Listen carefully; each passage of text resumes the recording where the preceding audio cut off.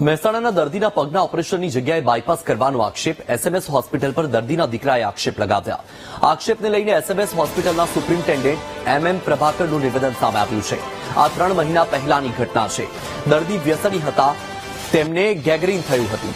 દર્દીની open surgery પહેલા PMJ કાર્ડથી પરવાનગી લેવાઈ હતી. દર્દીના પરિવારને જાણ કર્યા પછી જ ઓપન સર્જરી કરાઈ. પરિવારજનોએ આક્ષેપ લગાવ્યા એ ખોટા છે. હોસ્પિટલ પાસે સાબિતી છે કે 1.30 લાખનું તેમનું બિલ થયું હતું. દર્દીને સ્ટેન્ટ નથી મુકાયું અને અમે 10 લાખની માગણી પણ નથી કરી.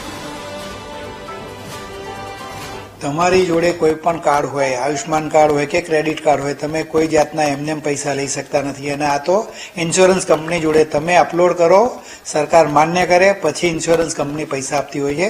એટલે ટોટલ એના 3 વખતના ચાર્જમાં 1,40,000 જેટલો ખર્ચો અમે કાર્ડમાં અમને સરકાર તરફથી મળવામાં આવેલો છે.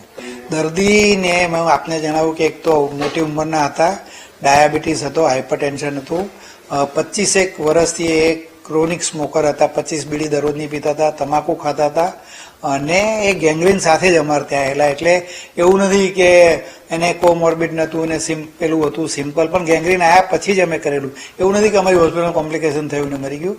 દર્દી ઘરે ગયા પછી 3 મહિના પછી એક્સપાયર થઈ ગયેલું છે. આમાં સ્ટેન્ટ મૂકેલું જ નથી, કારણ કે ધમનીમાં ઓપન સર્જરી કરેલી છે.